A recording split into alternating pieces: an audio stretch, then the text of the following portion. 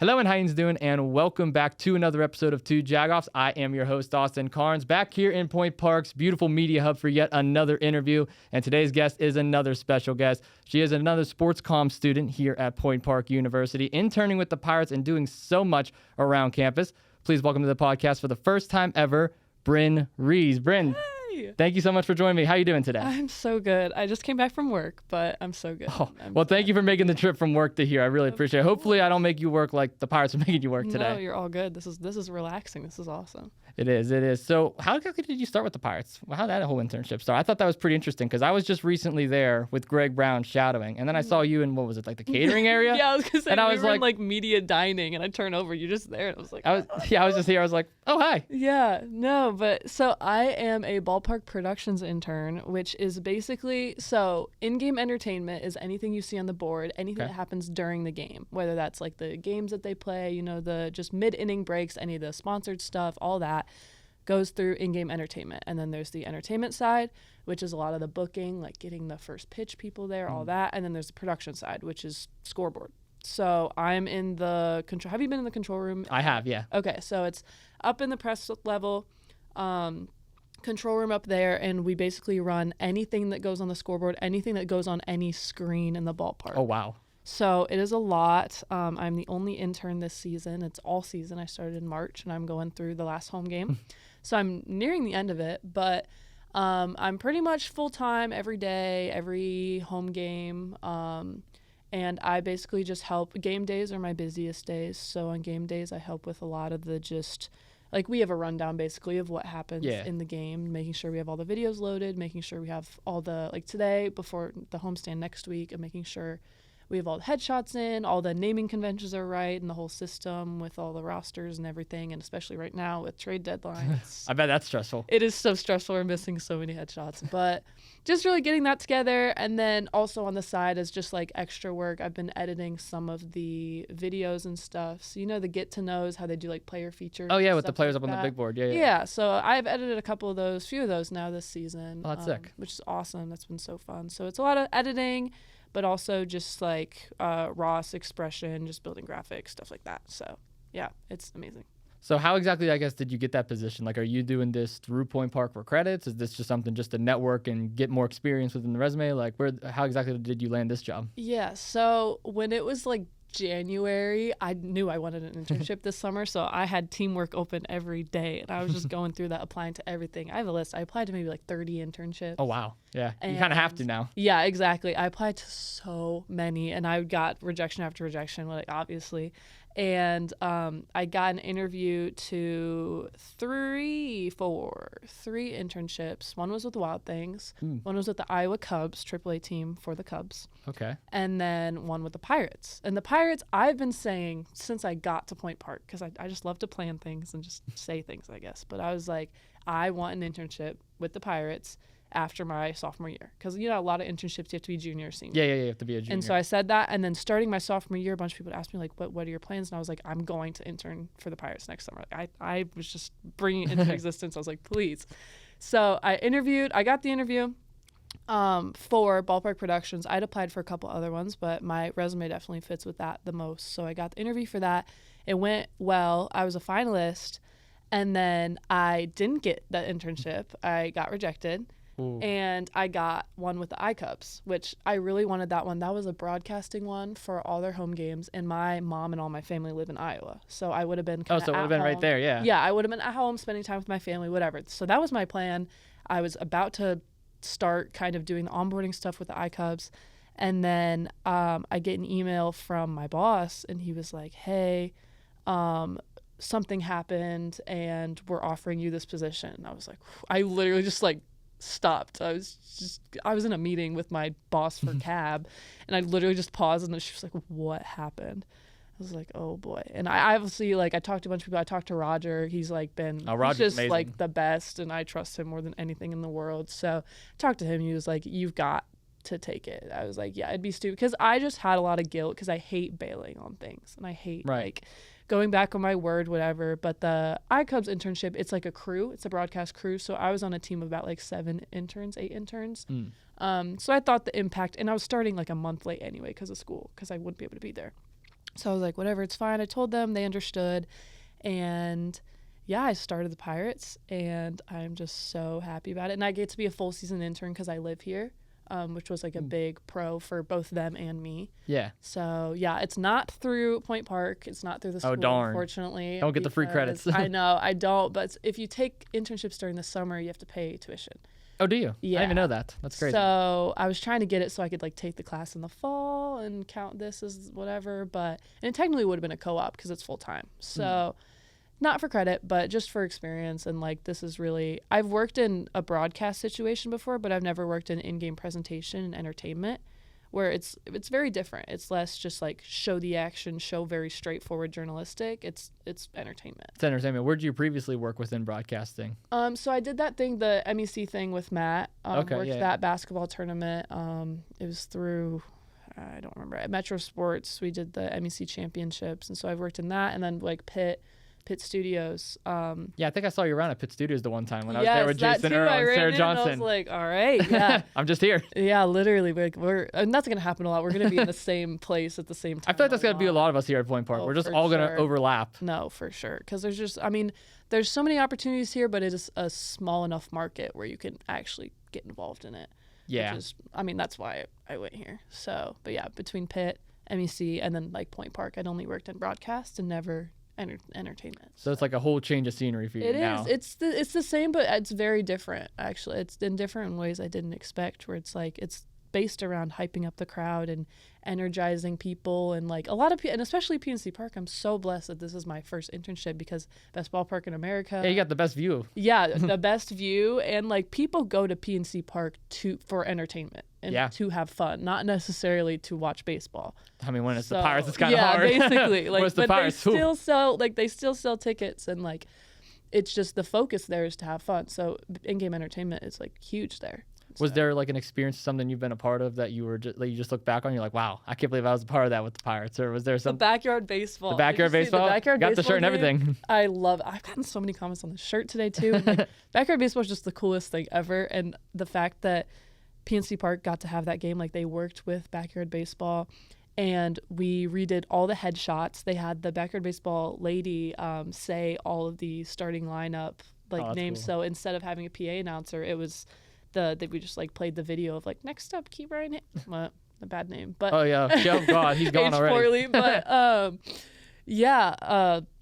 that being a part of that and helping plan that was so cool, and that PNC Park was the first park to do that because they're releasing a new game. So I'm assuming they're gonna do this same theme night at multiple parks, but the fact they start at PNC is super cool. That is super cool. That's super cool. I mean, Point Park, again, so many opportunities you're able to get just from there, including your internship. I told you before we went on the camera today of all my experiences and stuff. I want to ask you, though, what actually brought you to Point Park University? Yeah, it's interesting, actually. So I'm from Ohio. Another Ohio. And yeah, first Matt and now Matt. Yeah. So, where in Ohio? Northwest Ohio, kind of by Toledo. Okay, yeah. Or do you know Tiffin, Ohio? I don't know Tiffin. I know Toledo. But okay, it's a D2 school. But what was I saying? What did you ask? Oh, why'd you come to Point Park University? Oh, yeah. Okay, so my older sibling, they are in their mid-20s. They went to college a while ago now, I guess. But when they were visiting schools, they go to school for film. They visited Point Park because Point Park's film degree is pretty good. And I was in 6th grade at the time, and I came here, and the CMI was still on the corner of Wood and 3rd. Yeah. And they had the ticker or whatever it's called, the runner thing at the top of the building. You know, whatever. And me being a middle schooler, I was like, oh, that's so cool. And I was like, seeing that for whatever reason, seeing that building, I was like, I want to go into journalism. Which I don't know why that's what inspired, like a screen on a window, but like, you know, like at that age, you're easily influenced. And I liked writing and stuff like that. And so I always wanted to go into journalism. And so Point Park was always like in my mind. Mind you, I'm the type of person, I started planning my life in the colleges I wanted to go to in middle school. In middle school. I had lists of colleges, like all of the like costs organized, and I was just a freak. It was so like whatever. And it was always on my list. And then when I went in high school, I really got into sports. I realized I wanted to go into sports journalism. I wanted to be a sports writer. And kind of as time went on, I kind of discovered, because I feel like at that age, you don't really understand what like sports broadcasting is or like what that entails. You know? You just think you're talking sports. That's really all it Yeah, is. and you just like watch. You just know the on-air talent. You don't really realize what all happens behind the scenes. And as soon as I figured that out, I was like, I loved it because my parents work in music. My dad works in music, so I've always been around like concert production and sound and like studio production stuff like that. So kind of a similar thing, but in music. So as soon as I found out there's this, but for sports, I was like, oh, like I need to do that. And so Point Park was always at the top of the list, but obviously it's a smaller school and like a smaller program. And so when I was visiting schools, I visited Syracuse, I visited DePaul, which is where my older sibling ended up going. I visited Columbia, Chicago, Webster and St. Louis. I visited all these schools. All over the place. Yeah. No, I knew I wanted to just go somewhere. But I visited all these places, and like a lot, especially Syracuse is the best school in the country for like communications, sports broadcasting, whatever. Syracuse is a good one. It is so competitive. And I went there, nothing on them, but it's just like a big setting like that is not just intimidating, but like Syracuse athletics, you can't get involved in that until you're like a junior or a senior. Sometimes like only senior or post grad. And so I went to Point Park, and obviously it's a little less like glitz and glam or whatever, but I realized that I could get involved first day of freshman year in whatever I wanted here, which is why I came. And I just realized like kind of like big fish, small pond kind of thing, but also Point Park's a small pond, but Pittsburgh is like a huge pond. Like huge pond. I mean, so you're in many walking sports. distance of Exactly. 3 major sports teams. Yeah, and the market's still small enough where like I'm like in my freshman sophomore year, like we're both connected with people that work at Penguins, Pirates, Steelers. Whereas if you were in New York or if you were in whatever, like you wouldn't be able to just like casually know someone that works for the Mets, like because they're huge cities. Pittsburgh's small. Exactly. You can't just be, oh yeah, hey, what's up, Juan Soto? Like no, you can't. Exactly. Yeah. And just Pittsburgh as a city small, so there's a lot of factors. And I came here, and freshman year I got involved in arguably too much, and then Well, Point Park does have a lot of opera. I mean, they got WPPJ, the Globe, Sports Comm Club, UView. I mean, so much. And I know you're pretty involved in all that. And you and Matt were very friendly by welcoming me whenever I joined a lot of that stuff, which I do appreciate. Best sideline member. Best sideline member? Yes, you're the goated sideline. I actually don't take my word on that. I don't know about that. I mean, my first time, I broke my first time. You remember that? No. You don't? I was so embarrassed my first time doing sideline, actually, because it was the Penguins debate. It was me, you were hosting, and I forget who the other two were. I black out sometimes when I do that. I just don't remember. I was on case. What were we talking about? We were talking about the Pens and if they should fire Mike Sullivan, which I've been preaching for a while they should. And you came to me, and it was right after I think it was Ryan did his take, or maybe it was Nate. I forget who it was. Someone had a take, and they said they shouldn't. And I said, well, respectfully, you're wrong, and here's why you're wrong. And when that was fire. And when I said that, everybody started laughing behind the scenes. It caught me off guard. It made me start laughing.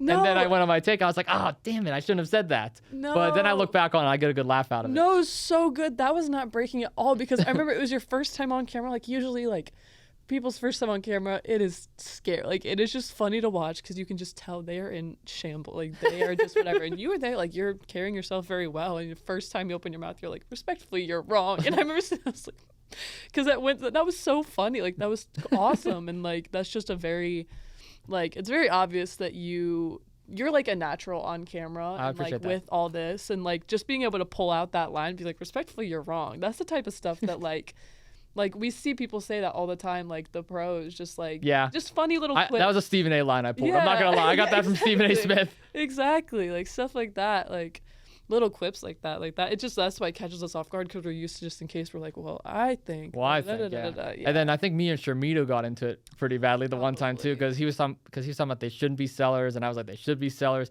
And I don't want to be that guy, but everything I did say on case actually came true. I would like to say that with the Penguins at least, not with Ohio State. Matt got me on Ohio State, but everything else came to fruition. Of course he did. But yeah, no, and Nick is hilarious on sideline. He's just like out there. It's so funny. What is that like though, working on sideline? Like work with all different students? I know you're taking a more role. You're like the main host now of it. What's that like? Yeah. So I didn't even know I was gonna be host until Natalia Hillen, she was a host my freshman year, and she's now like working full time, like reporter in Tennessee somewhere, like legit.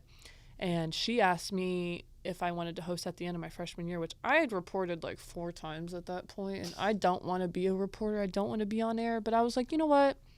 sure. Like, it's good experience. Mm-hmm. It's helped me become better at talking because I've always been so bad at just like public speaking, anything like that. I trip on my words a lot. And that helped me a lot. But the main thing I wanted to do was like be a producer, help plan the show, help plan the content. Because like I shoot video content and I just love to plan things. So I didn't even get like picked to be a producer. I kind of just, because I was a host, I kind of just was pitching ideas a lot. And they were like, just help us. And I was like, okay. So I'm co-producer. And who was the producers at the time? It was Matt and Jake.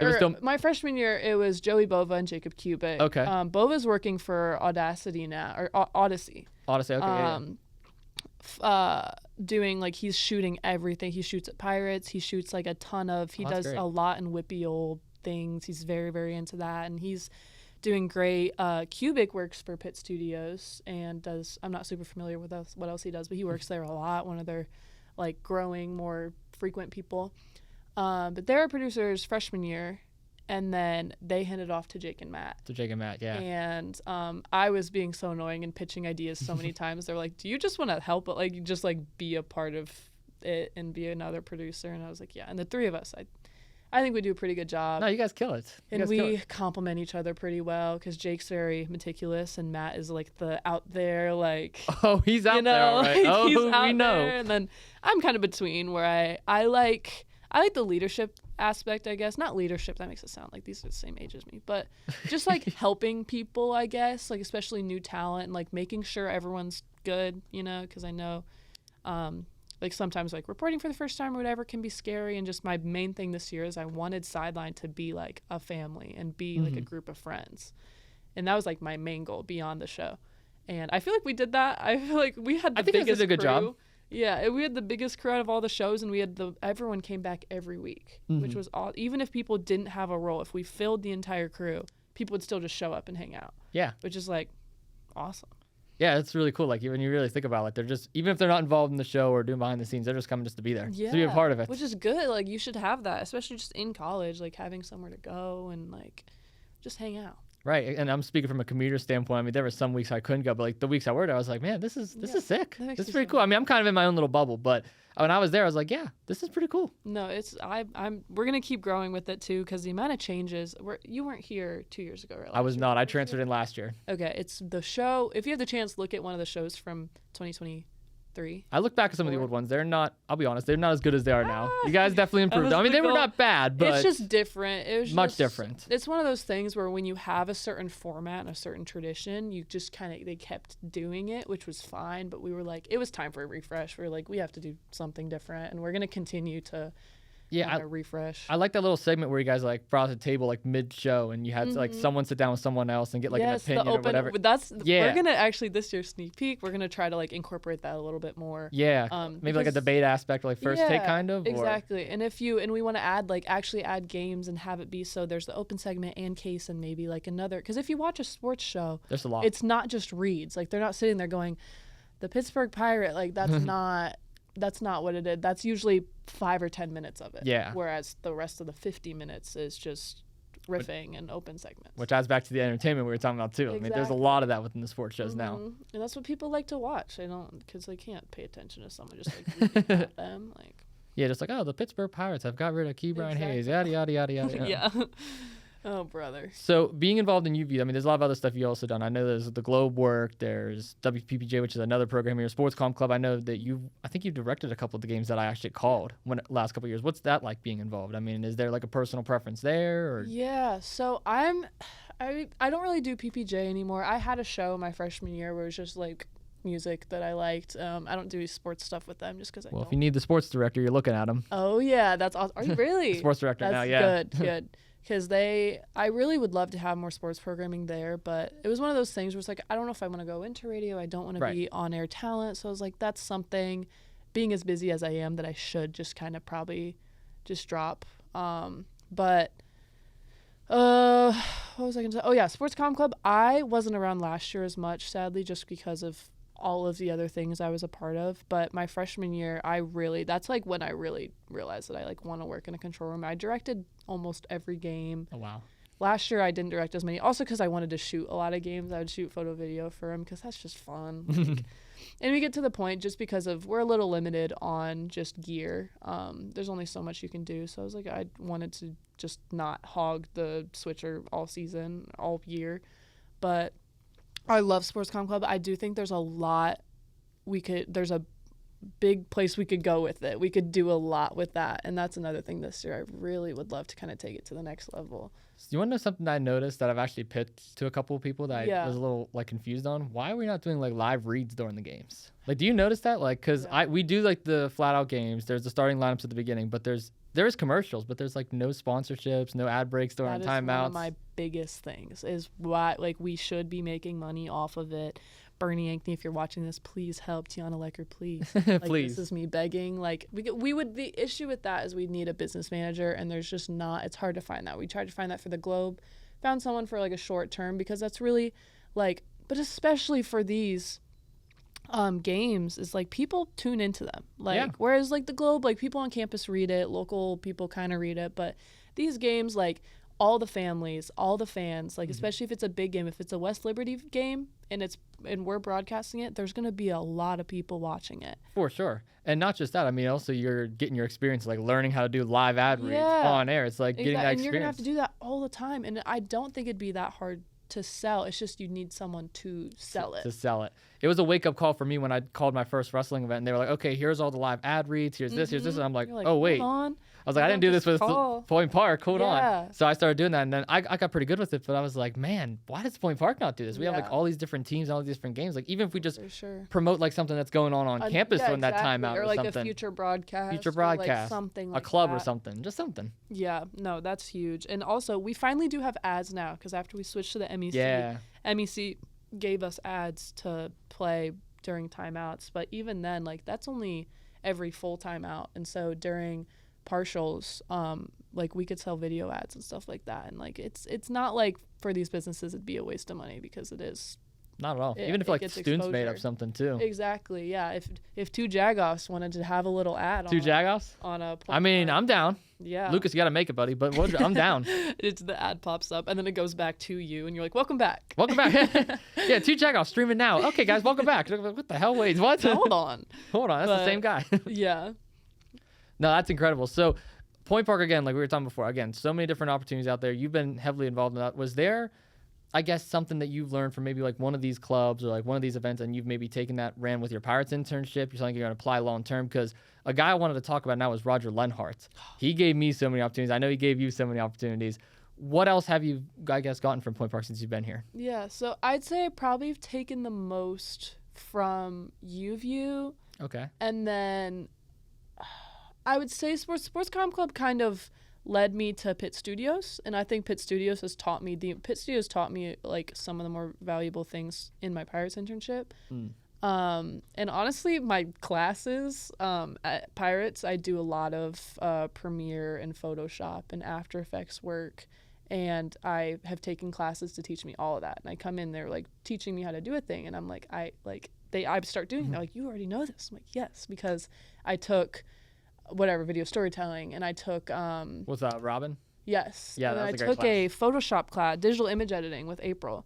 I would recommend that to anyone because like with this internship, I didn't expect I'd be doing so much Photoshop work, but I am doing a lot, and that class is literally just a Photoshop class. Like I learned so much from that.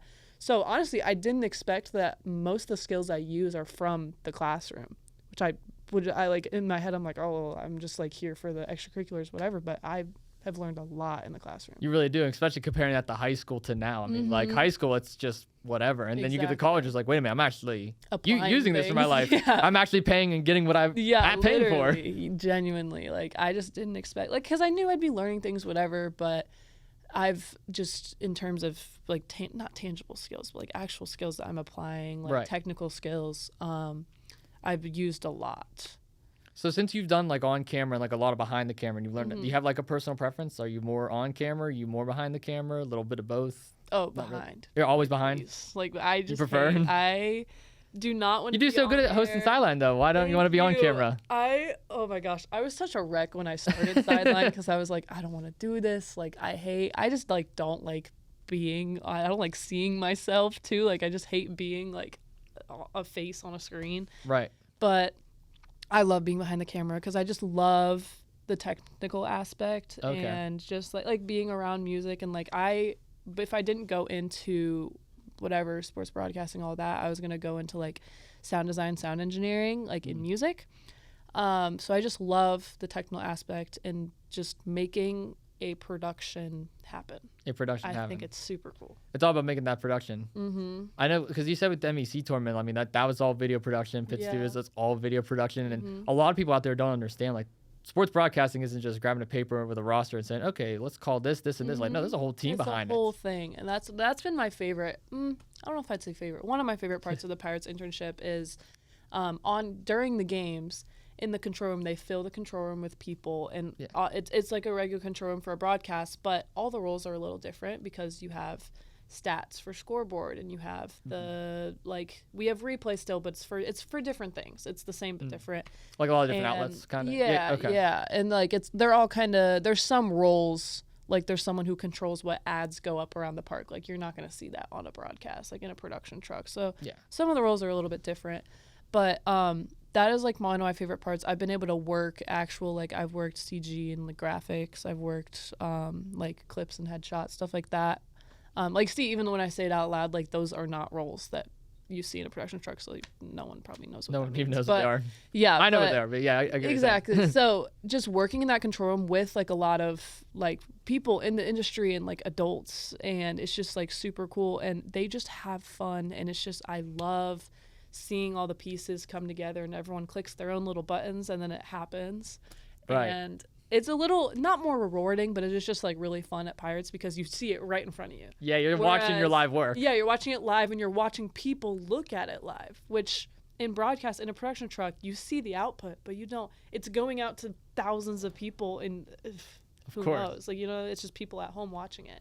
That's great. This is like you're putting it out, and you literally have all the people looking at it. Yeah, they're all looking at that big board, PNC, exactly. bridges in the background. Is there a certain role that you like doing behind the scenes, or you kind of like hands-on with everything? Because, I mean, you have to be organizational for those roles, very organizational. Yeah, so I haven't really figured it out yet. I'm really just at the point now where I'm trying to learn everything. I really do like the more technical ones, the more meticulous ones, where I have to really plan things out.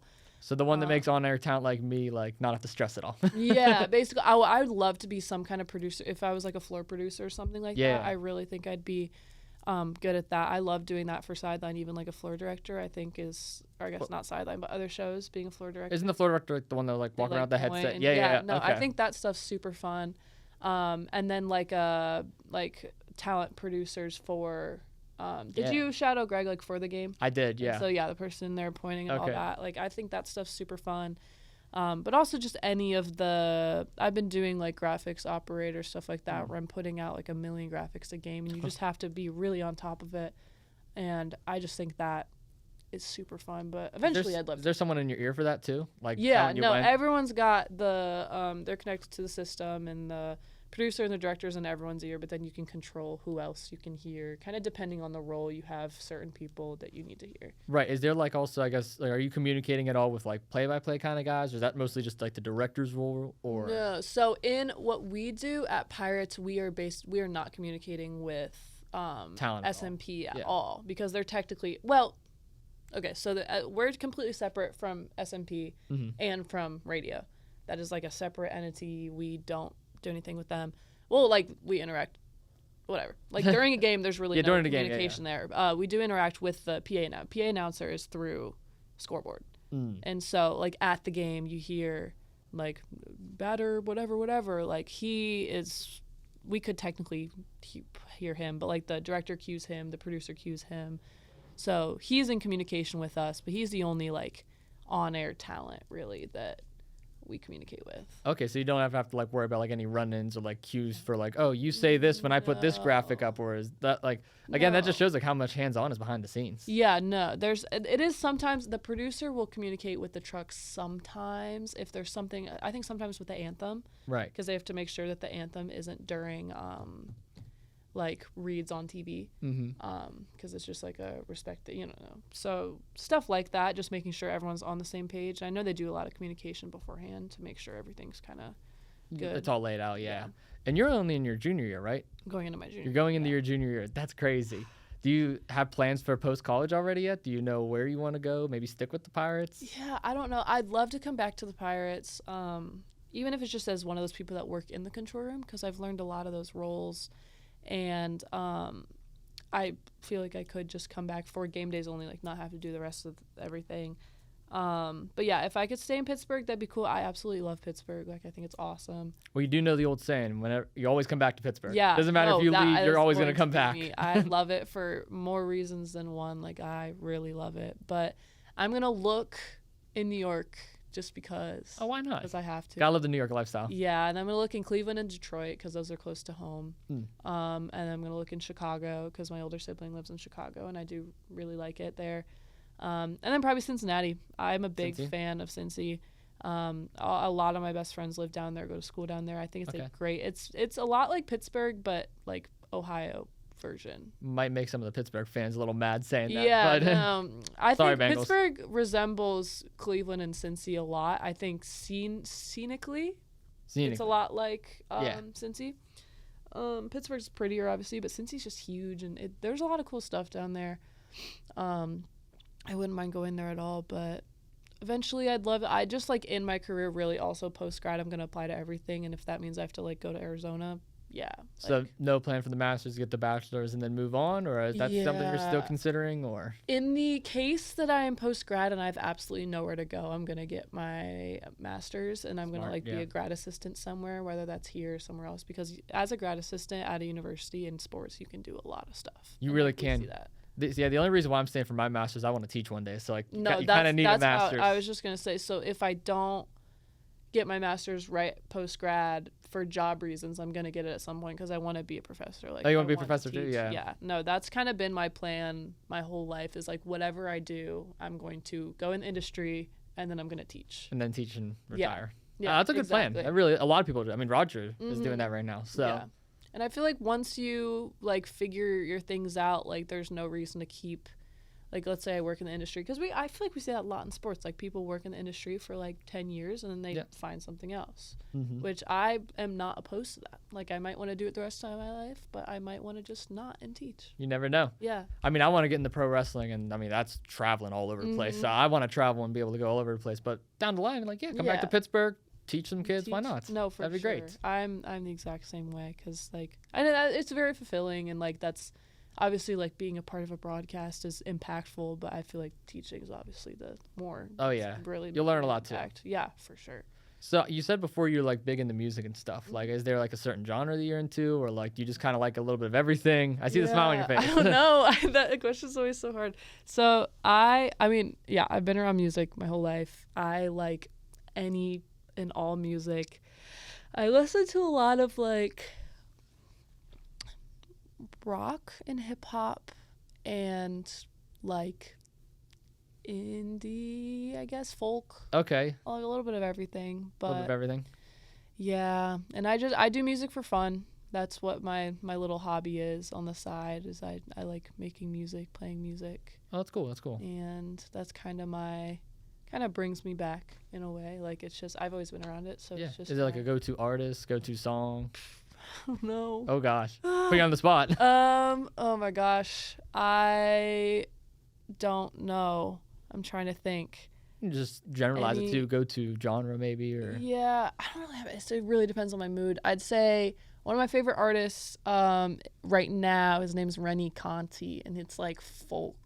Acoustic-ish stuff. I also love Gene Dawson.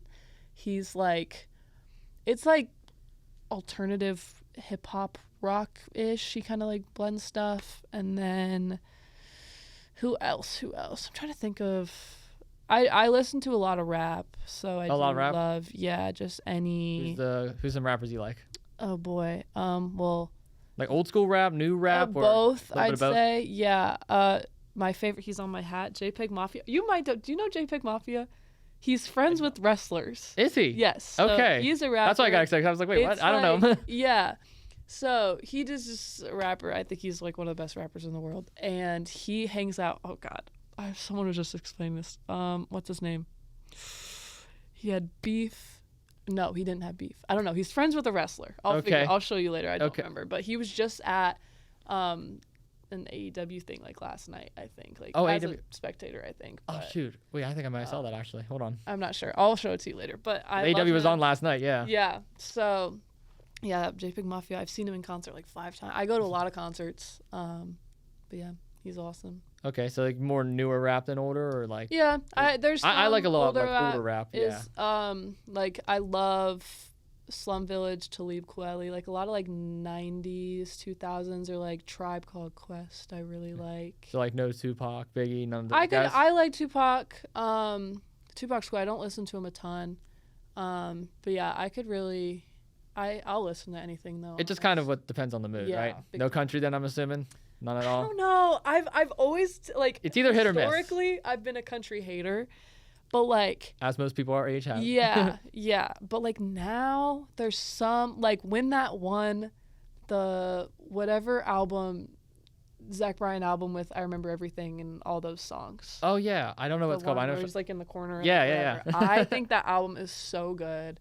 I know he's problematic now, but like I think he's actually. That was the album that Naz Fisher liked that we were talking about in his Really? interview. That's funny. A common album, but I do like, and I've always liked like Carrie Underwood, Little Big Town, and like I love Dolly Parton. Like I saw can't Dolly go Parton wrong. when I was little. Like I absolutely love her, but yeah, I think, and especially now, there's a lot of country that's very. Like it's very fused with a lot of other stuff. Yeah, like you hear like a lot of rap beats in the background, or like it's like a little more pop like now, kind of. Morgan Wallen kind of does that. Yeah, he has a couple songs. I will say, there are like always like once a year there's a country hit that I'm just like, this is so good. Like the Shabuzi song. Oh yeah, I love that song. Like I can get down with that song. It's so good. But yeah, I'm not a hater. Not a hater. I'm not. I don't love it, but. Yeah, I'm in the minority there. I grew up on country music, so that was the genre that I was used to. And like old school country, like bluegrass, I think that is like some of the best stuff in the world. I think it's just in that the songwriting and just like those artists are so good. Yeah, and I was pissed when I couldn't go to George Strait when he came. Oh I was yeah, like, oh. He was at Acrisure, yeah. He was at Acrisure, yeah. I was out of town. I was like, dang, couldn't do it. But and I think PNC had Posty and who was he with? Luke Combs, Jelly Roll? No. Was it Jelly? I think it was Jelly Roll. I get Jelly Roll mixed up with another guy who looks just like him. I think it was Jelly Roll. It probably was because Teddy Swinton. No, it was Jelly Roll. It's Teddy Swinton and Jelly Roll are the same person in my mind. No, Chris Stapleton was with George. Yeah. Okay. Yeah, no, I'm all over the place with that. So music definitely is something that you're big into. Yeah. Are you like also into like, because you were talking about you did a lot of the production stuff. Have you worked live concerts before, or like done a lot of stuff behind the scenes? Yeah, so I worked back home. I would work at a venue, like an outdoor music venue. So I'd help with a lot of their social media and like shooting photo video stuff. But also I would help with like setup and tear down of sound. And like I know how to set up just because of my dad and my mom. I know how to set up like live sound and run it subpar.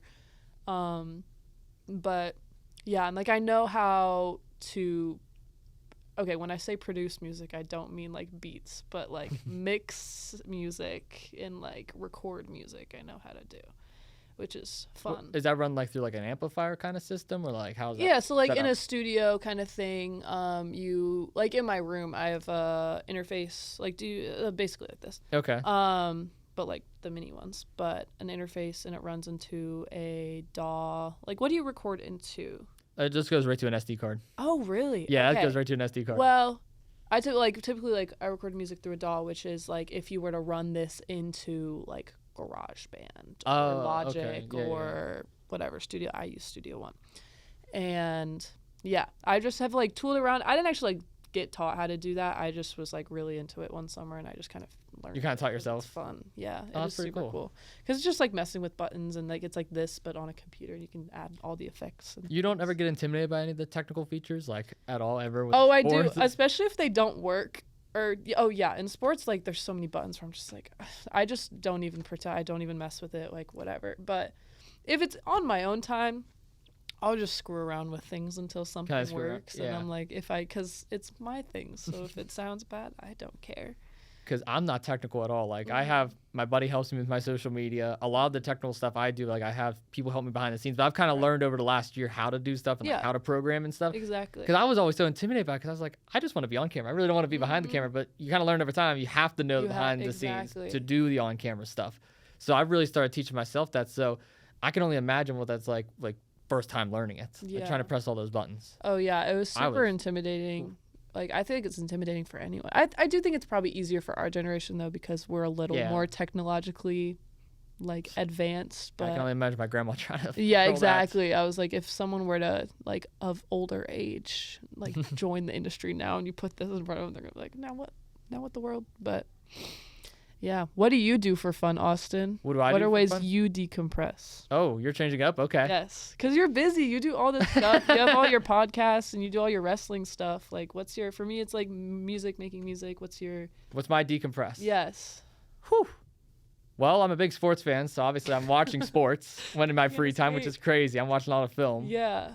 I don't really rest, as crazy as that sounds. I'm all go. Okay, I hike. I like to go outside. Okay. I'm an outdoors kind of guy, so hiking, camping, being outdoors. I have a little dog at home, little Jack Russell, so I take him on walks, swimming, hang out with the family. That's awesome. Stuff like that. Outdoor stuff. That's good. I was gonna say if it's sports all the time, you've got to have something. Okay, no, it's sports about 95% of the time. 5% I'm outside. So like this weekend, I'm going up to my camp. We have a camp up in Latrobe, so I'll be up there. I'll also be at NFL training camp one day, so I'm still gonna be around sports. Oh, that's right. It is up there. Yeah. It's 15 minutes. Yeah. And then this past weekend, I just went with a couple buddies to West Virginia, actually. We went down camping, sitting by a campfire. We took a train from Cumberland, Maryland to Frostburg and then back. Wow, yeah. Then we went to Morgantown and went out for the night. So, you know, I mean, there's also sports there. There's wrestling. So I was going to say, there wasn't there. There was wrestling there. But it's a little bit of an intertwined. It's a little bit of an intertwine because, like, there's wrestling on one side and there's a bar on another side. So, you know, it's like a little bit of everything. Yeah. I had my options. Yeah. And then the wrestlers were at the bar, so I was with the wrestlers. And, you know. It all crosses over. Everything's connected. Everything is. Everything is. But that is awesome, though, that you are so deeply into sports. Like, obviously, you should in this industry. But, like, with you can just tell because you are so in it. Because even for me, like, I like sports. But to me, it's kind of like it's not more of a job. But, like, I like the production. Yeah. And I like sports, but, like, I love the production. But, like, you like... It's just I'm all over the place. I don't really have time to rest. Like I call this the summer of grind for a reason because I've been grinding all I see summer. you post your like summer of grind. You're like 8 podcasts this week, 4 promos, blah blah blah blah. I'm like, oh brother, like. Yeah, I know. My one buddy Nick Brown from Steel City, he was like, "Are you just trying to show off?" I'm like, "No, I'm putting it out there because I want to show people that I'm really locked in." You're this serious summer. About it. I'm locked in. Serious. He's very locked in. And then you go into the school year. We both do in 3 weeks. Yeah, like, I'm gonna be even more busier. I was which gonna sounds say crazy because you're gonna probably keep doing a lot of this stuff, and then. Yeah, I actually had to move my Thursday night class just because of the Thursday night fights I've been doing every week. Oh shoot! So I had to move one of my classes to Monday just so I could still do the wrestling commentary on the side, which really isn't that big of a deal. Sidelines on Tuesday nights. Well, I have Tuesdays free, so I'll be good on Tuesdays. Good. I had a Monday 6 to 9 and it got moved to Tuesday 6 to 9, so I had to change it. Oh really? Bummed because it was motion graphics. I was so excited about it because like.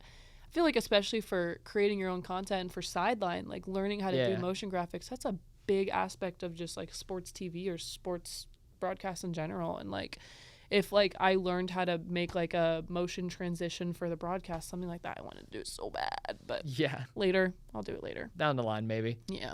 And I'm technically doing an internship this fall.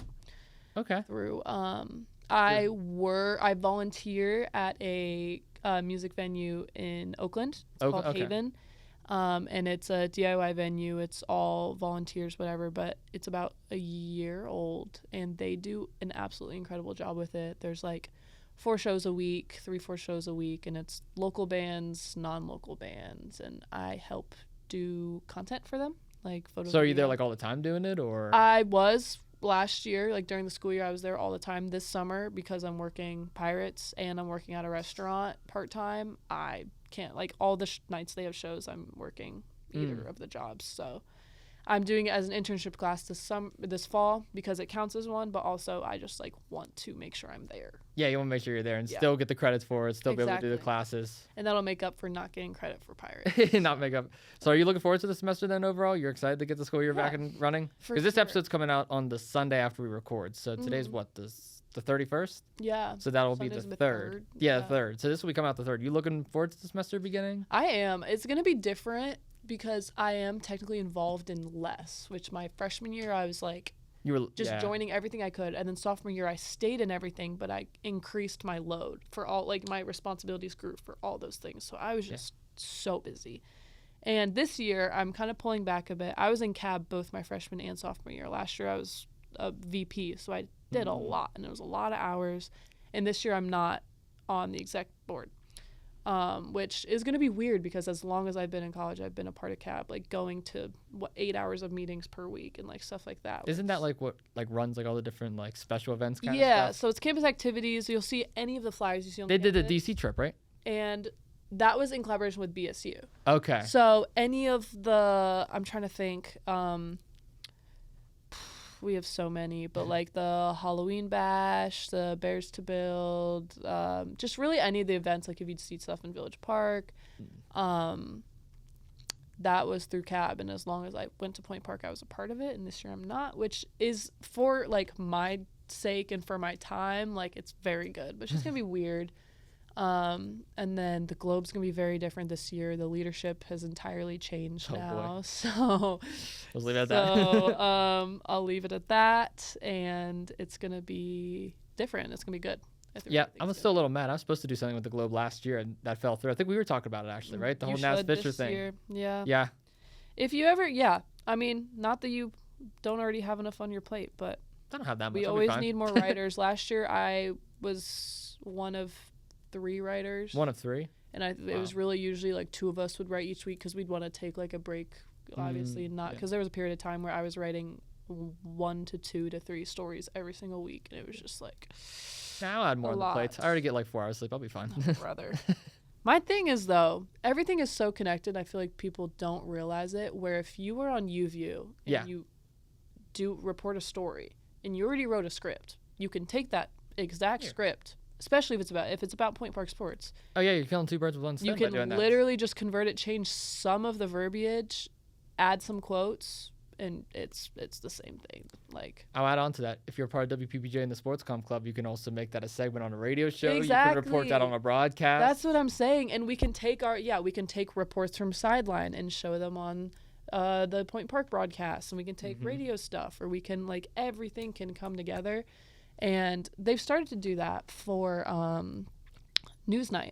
I know Ethan Rowinski and Kay have started to make these like multimedia videos. So it'd basically be like a video package of whatever news story, and they would show it on Newsnight. And then the script from that would be on the Globe. But then also on the Globe's website, they would have the video that they showed. Yeah.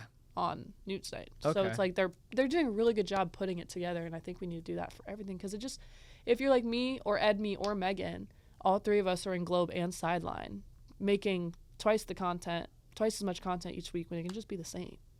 Do you have a preferred one?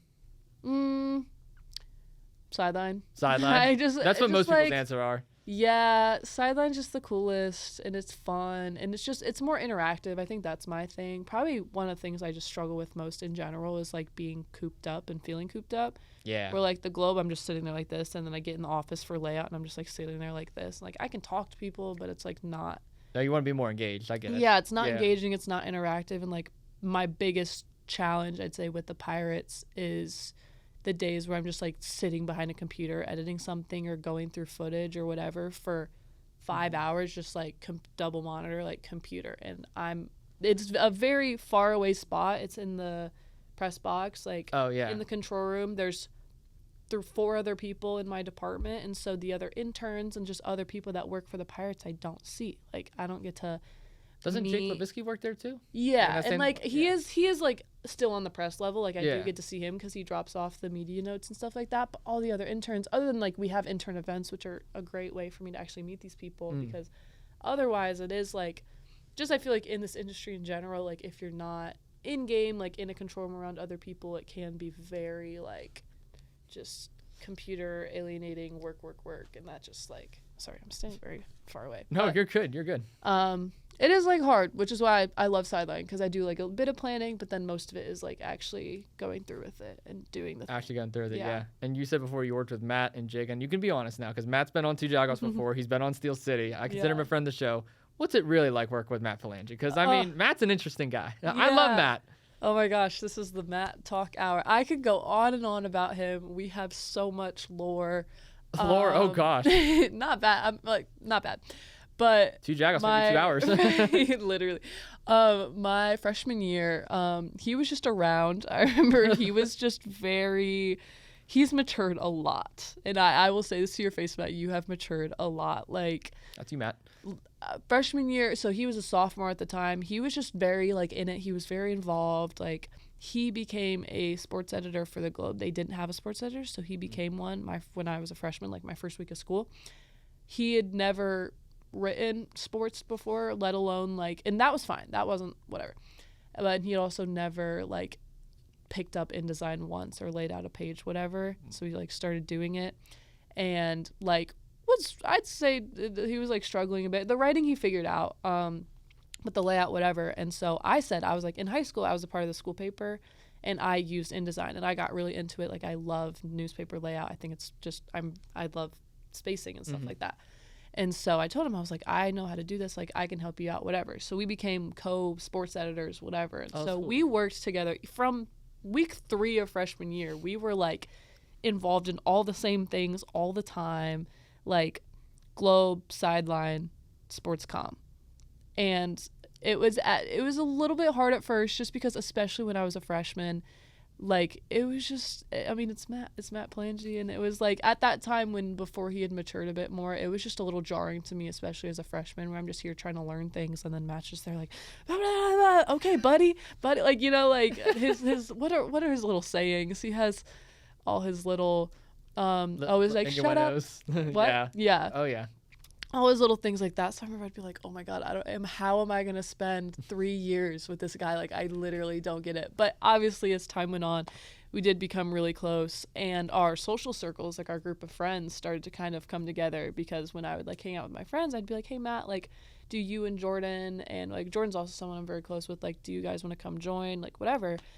And so all my friends are now friends with Matt and Jordan. I'm friends with all his friends. So, like, socially, we're very close, which is super cool. And that's helped us a lot, because that's helped us get to know each other as people. And so, like, I know how he works now. You know what I mean? I know, like, how he just operates. And so it's easier for Sideline when we, like, disagree on things. Because there were times last year where it was just, like, you know what I mean? Just, like, disagreements where I'm just, like, sitting there, I'm like, oh, my God, like, this is the dumbest thing in the world. We're arguing about the most stupid thing ever. But it's just kind of one of those things where I feel like sometimes we argue more because we're friends. Yeah. And we're just giving each other shit. Like, you're just laying it for fun. Yeah.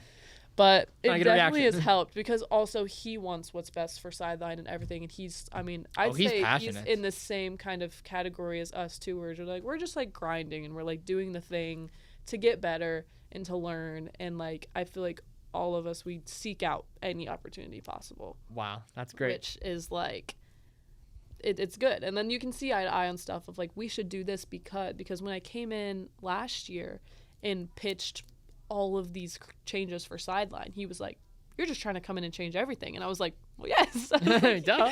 Well, yes. And then we did, and it took a bit of like nagging him, of being like, please, like, it'll be for the better. And then we did it, and then obviously we're all on the same page now, and Sideline's a lot booming. better. Yeah, I'd say it's the best one out there. I agree. And it's gonna get better this year. Oh, I'm excited for it. Yeah. You want to hear a Matt Phalange story? Yes. My first impression of him? Oh boy. So it was this Center of Sports Media Marketing event. I didn't exactly know what they were, because they put them on up in the what was it, the Student Center, right? So yeah, 7th floor of the Student Center, in that big room. And I was invited to it. I was like, okay, fine, I'll go see what it's all about. And we sat in on the seminar. Matt was there. And at the end, I was doing my networking, because I like to network with pretty much everyone when I'm there, just to try and get to know some people, try and like put myself out there. Yeah. And I was going up to Mike Fetchko. Do you know who Mike is by any chance? He does a lot with Point Park. I think I was at that seminar. I think you might have been, yeah. What was it about? Oh, was it the soccer one? It was either the soccer one or it was the NIL one. I forget. I think I was at the NIL. It was I think it was NIL then, yeah.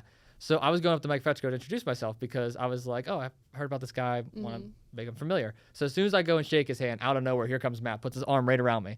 I'm like, oh God. I was like, what does Matt You've want? never met him? No, I've met Matt before, but like I only known Matt Okay. from Roger's class. That was the only time that I knew Matt. And he would come in late and he'd be like, sorry, I was making a pizza. Yeah, exactly. Like, So I was like, oh God, what does yeah. Matt want? And Matt was always cool. He was always nice to me. I never had a problem with him. Mm-hmm. But he put his arm around me right when I was introduced myself to Mike. I was like, what's up, Matt?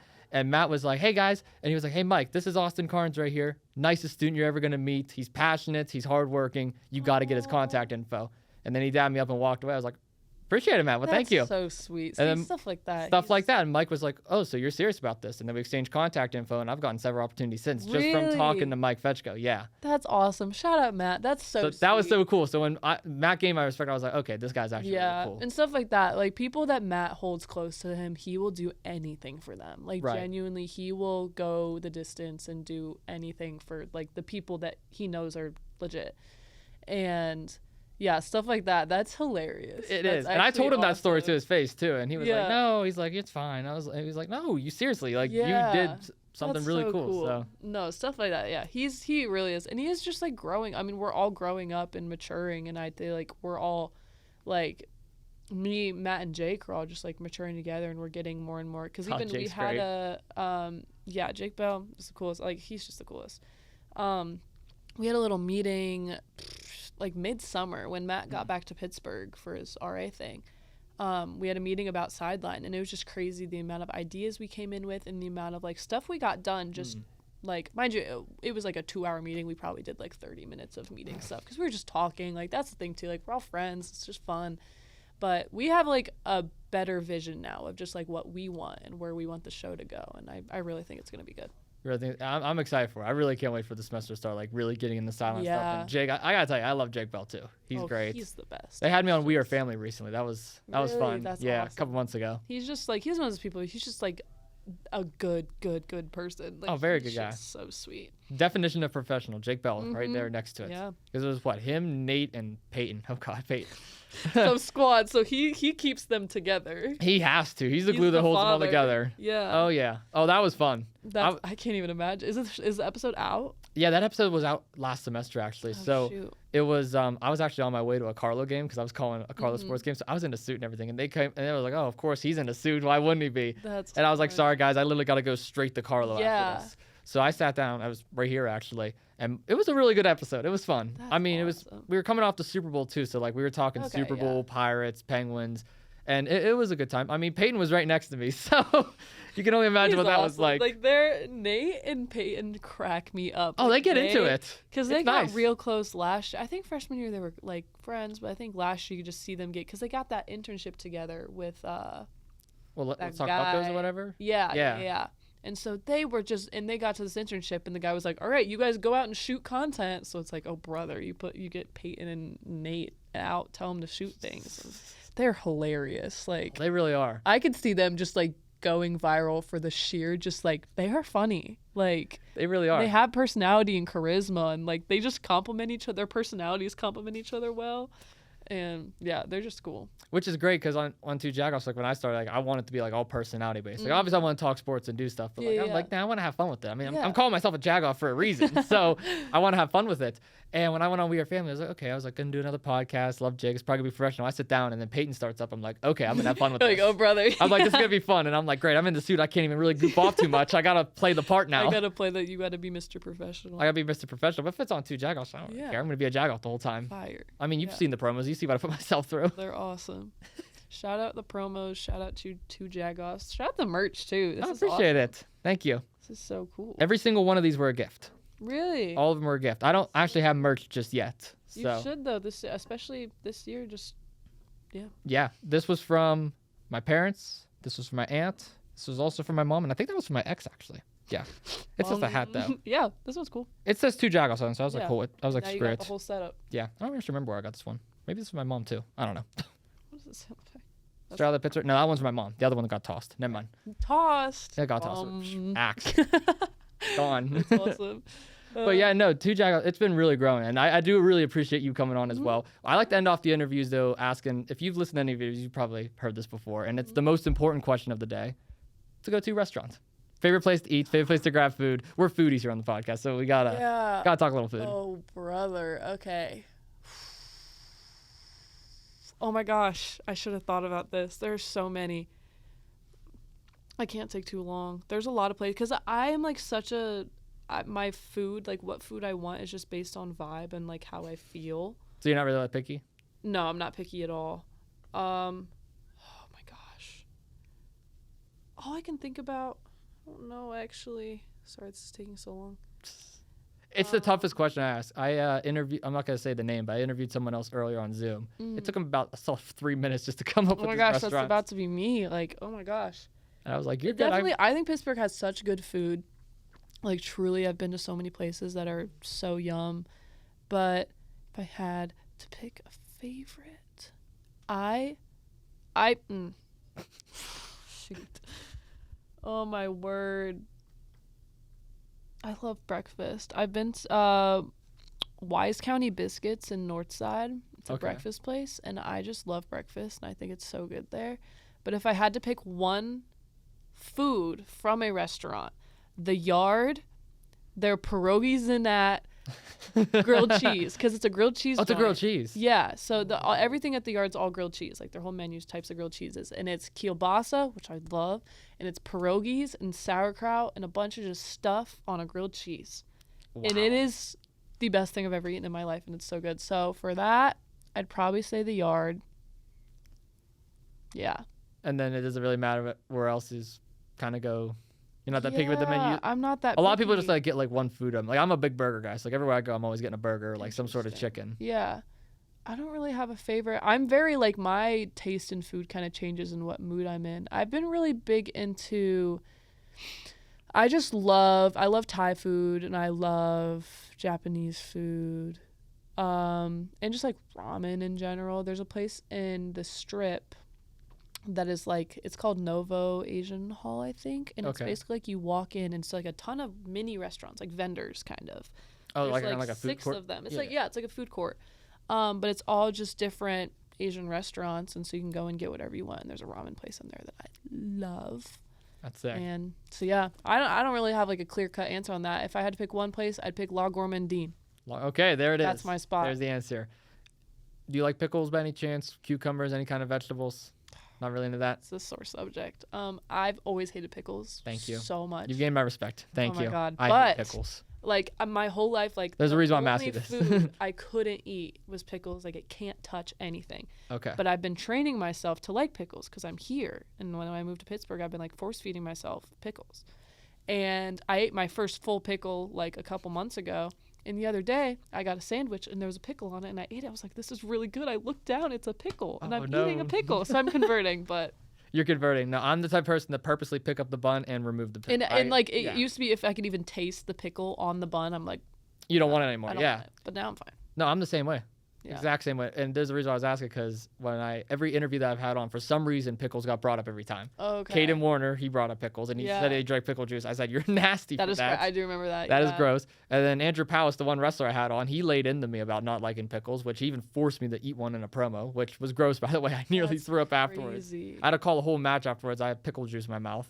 Oh, it was gross. It was awful. That's wild. That's funny. There's a story behind it. I mean, I did it for content, and I told him, I was like, if you actually bring jar pickles to the next wrestling event, we'll do it. And I didn't know I was actually calling the show. I thought I was just doing camera again. They told me like 2 days prior, like, hey, you're calling the show. I was like, oh, snap. I got to prepare my notes. So I'm going to forgetting that he's about to bring pickles. Yeah, I forgot all about it. I'm there in my suit. I had the rundown sheet, and I'm like, okay, I got to go through this, this, and this. Out of nowhere, someone slaps me around my chest. I'm like, ow, look up. It's Andrew Powis. Oh, my And God. He was like, hey, I brought the pickles. I was like, no, you didn't. And he grabs his duffel bag. He gets this big, and it's the big pickles too. It's the thick ones. He grabs a big jar of pickles, and he's like, you're eating them today, pal.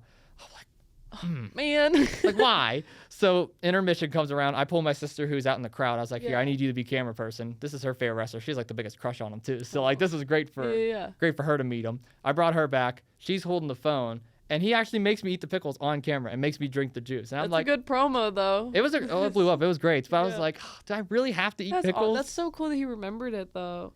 Yeah, and it was like a month prior, too. He's like, I'm bringing the pickles. I'm like, no, you're not. You're not going to remember. Awesome. You have like 3 other shows before this. And he remembered, and he brought the pickles, and we did it. And I was like, oh, great. Awful, but cool. And it just makes me hate pickles even more, because I was looking forward to it. I was like, maybe I actually like the pickle. Nope, no. Still hate them. It's being forced onto you, yeah. I'm learning. You're learning. There's different. I don't even know the different types of pickles, but I know there's different types. I stayed far away from Picklesburg. I can tell you that much. Some that I like. I wasn't in town. Bless. Or I was in town for one day, but yeah. No, traffic was awful. It was bad time. Awful. Bad And time. the restaurant I work at is it's on Penn and Oh, so you were like right there. It was right where everything was. Oh. So we had all signs up that said pickle free zone and like all that. That was like our big thing. It was like no pickles here. That's great. I like that actually. Yeah, That's hilarious. for the people who hate pickles, that pickles free. So, yeah. Well, Brynn, I do appreciate you again so much for coming on the podcast. I'm going to give you the final words. Anything you want to leave with the listeners, the audience, any final words at all? Austin is, can I cuss? You can say whatever the hell you Austin is the shit. Oh, okay. And he's awesome. And if you're watching this and you have any opportunity to offer him, give it to him because he's on his grind. And go Bucks. And yeah. Go Bucks and yeah. Yeah. And follow Brynn Media on Instagram. I forget the plugging's a thing. No, you're good. We'll tag you. You'll be good. Brynn Media. Or just my own account's Brynn. Okay. Yeah. Cool. Definitely go check out and follow Brynn. Thank you, Brynn, so much for coming on. Thanks for the kind words, too. Yeah. I am a Jagoff, by the way, so you can call me a Jagoff if you want to. He is the shit and a Jagoff. The shit, the Jagoff. Pittsburgh's favorite Jagoff. Yeah. Oh, shit. Yeah. Yeah. So, Brynn, thank you again so much. Thank you all so much for coming on the podcast. Truly appreciate it. See you in the next one.